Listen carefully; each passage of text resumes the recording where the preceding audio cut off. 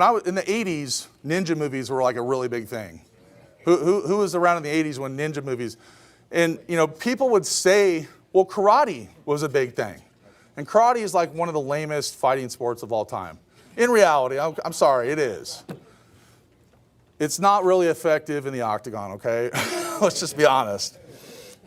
But it was kind of a big deal. Like if people would, they would talk tough, and then, you know, when it came down to fighting, like on the playground or something, or at school, you know, people would just like get in these stances. And they'd pretend like they knew some, you know, whoa! You know, they would pretend like they knew karate or kung fu or something. Because eventually your talk is cheap and someone's going to call you out on it. And then, you know, a lot of karate people got their butts kicked because people called their karate bluff. So, but envy and strife are what the scorners produce, and they reap what they sow in the end. So, you know, I'm not mistaken here. A lot of what's being the punishment and the doles that God's going to give out to them are because of their mouth, isn't it? Isn't it what the Bible's saying?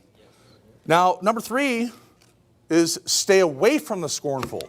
Just stay away from them. So we don't want to rebuke them. Once you identify that they're scornful, and maybe you've said something to them once before and they mocked you to scorn, or they laughed you to scorn, or whatever they've done, then you know what they are. So stay away from them. Look at Psalm chapter 1. Psalm chapter 1.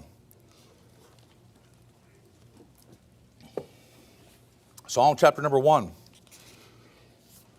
The Bible says, "Blessed is the man that walketh not in the counsel of the ungodly."